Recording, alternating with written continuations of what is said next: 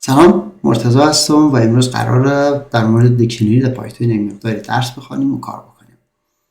اول که دیکشنری خودش چی هست؟ دیکشنری یک فرمت برای ذخیره دیتا هست که یک مقدار متفاوت تر است نسبت به لیست یا استرینگ یا اعداد چیزا که ما خوانده بودیم در درس‌های قبلی. حالا فرق از این با بقیه دیتا تایپ ها چی هست؟ این است که این طبق یک ساختار دیگه ای میتونه دیتا را ذخیره بکنه. اون ساختار چی هست؟ کی ولیو پیر، یعنی کلید و مقدار. ما بیشتر از این گپ نمیزنم، میریم که در مثال عملی که در دیکشنری بیشتر کار بکنیم و خوب یاد بگیریم. ما میریم در VS کد خود. به عنوان مثال ما میخوایم پرسونال اینفورمیشن یک نفر مثلا ذخیره بکنیم. میخوایم پرسونال اینفورمیشنش رو بگیریم. پرسونال اینفو وریبل ماست و طبق از اینی سینتکس من میتونم که یک دیکشنری بسازم. اناله او ساختاری که گفته بودیم کی ولیو بود. کی ولیو اناله به عنوان مثال من میخوایم اسم و سن یک شخص در اینجا ذخیره بکنم. چیکار میکنم؟ میم کلیدهای خود تعریف میکنم. کلید اول من نیم است و ولیوش هم میمانم که فیاض. کلید بعدی من سنش میشه و سن چون یک عدد است نیاز است من ایره داخل کتش انوانم میگم که 22. من میایم پایین تر چیکار میکنم؟ همین دیکشنری خود پرینت میگیرم و در کنارش میگم که تایپ ازیرم تو برای من نشان بده. حالا من ایره رن میکنم. یعنی دیکشنری ما را کامل اینجا داد.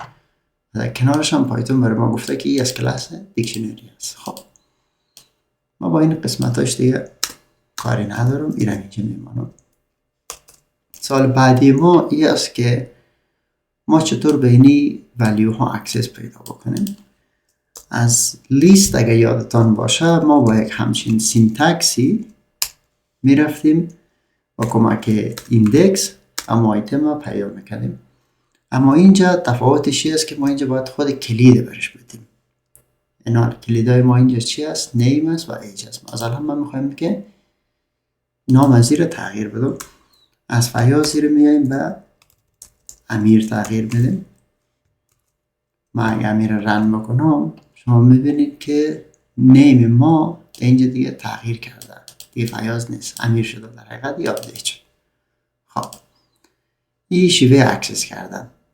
من ایره کاری ندارم، این رو پاک میکنم. حالا اگه مثلا سن بخوایم اکسس پیدا بکنیم چیکار میکنیم؟ اینجا خیلی ساده میگم که ایج رو نشان بده. این دقیقا اونو ایج برای ما داد. خب از یا که بگذاریم بریم سراغ ازی که چطور اینمی ولیوهای خود بجز از این روشی که پیشتر کار کردیم اپدیت بکنیم. در دیکشنری ما امرقم که داخل لیست یک متد داشتیم به نام اپدیت اینجا داریم. چطور کار میشه؟ پرسونال اینفو میگیم دات اپدیت. فقط دقت بکنین در اینجا پارامترهایی که برش میدین خب این باید از نوع مپینگ باشه. ببینین اینجا گفته کلید و این طرف ولیو. خیلی اما فرمت خود دیکشنری رو اینجا باید برش بدیم. مثلا ما میخواییم که سن این نفر تغییر بدیم. کلیدش رو میگیم که کلید ایج تو بگیر از 22 تغییر بده به 19. انال من اگه این رن بکنم این باید اپدیت شده باشه. ببینید سنش هم اپدیت شد. خب این از اپدیت کردن. اما بیم که چطور اینا رو دیلیت بکنیم. خب مثل پاپ که ما داخل لیست داشتیم اینجا هم همون تا یک چیز داریم. دیلیت کردن، پاپ کردن یک مقدار متفاوت تر است. مثلا من میخوایم که یعنی نیم از اینجا حذف بکنم. بیم چیکار میکنم؟ هم دیکشنری خود میگیرم میگم که دات پاپ. فقط فرق ای پاپ با پاپ لیست ای است که در اینجا باید خود کلید تعریف بکنم. اینا من میگم کلید نیم پاپ کن، یعنی حذفش کن. اگر رن بکنم دیگه نیمی در دیکشنری ما وجود نداره. و یک متد دیگه هم اینجا هست که پاپ آیتم هست. پاپ آیتم چیکار میکنه؟ مستقیم میره آخرین کی ولیو پیر از اینجا حذف میکنه. من اگر رن بکنم این دفعه باید ایج را حذف کرده باشه. نه، در نتیجه میبینیم که دیگه ایج وجود نداره.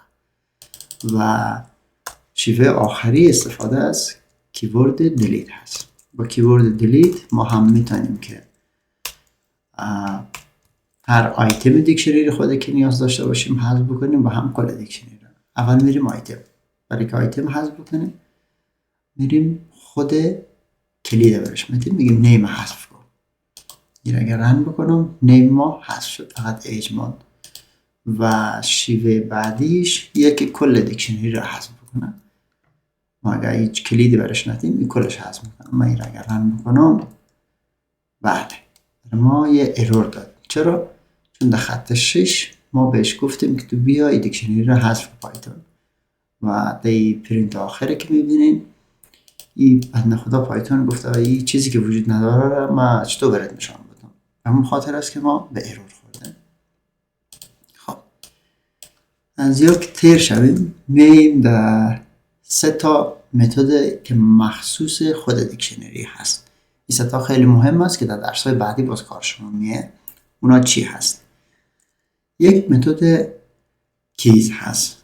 خب که توسط از او ما با تمام کلیدهای دیکشنری اکسس پیدا میکنم. چطوری رو استفاده میکنم؟ میگم که personal info dot keys این هم میمانیم.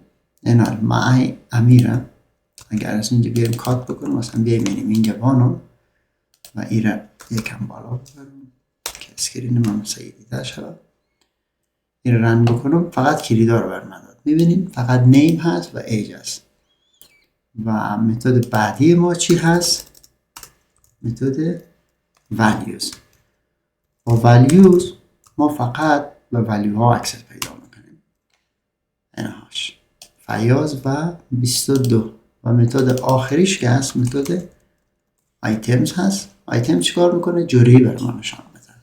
میگه نیم فیاض ایج 22. خب اینی بود از دیکشنری و متدها و چیزاش. اینا نه اگر بخوایم یک کم هم در موردش صحبت بکنیم در مورد دیتا تایپ دیکشنری، این خوبیش است که بسیار فلکسیبل است. شما میتونین کاراکتریستیک های مختلفی را که مربوط به یک انتیتی میشه داخل از ذخیره بکنین. ولی باید بفهمین که از کدام دیتا تایپ در کجا و چه زمانی استفاده بکنین. حالا خب فعلا در درس های اول است، فقط اینقدر یاد بگیرین که ازش کار کنین، با متداش آشنا بشین.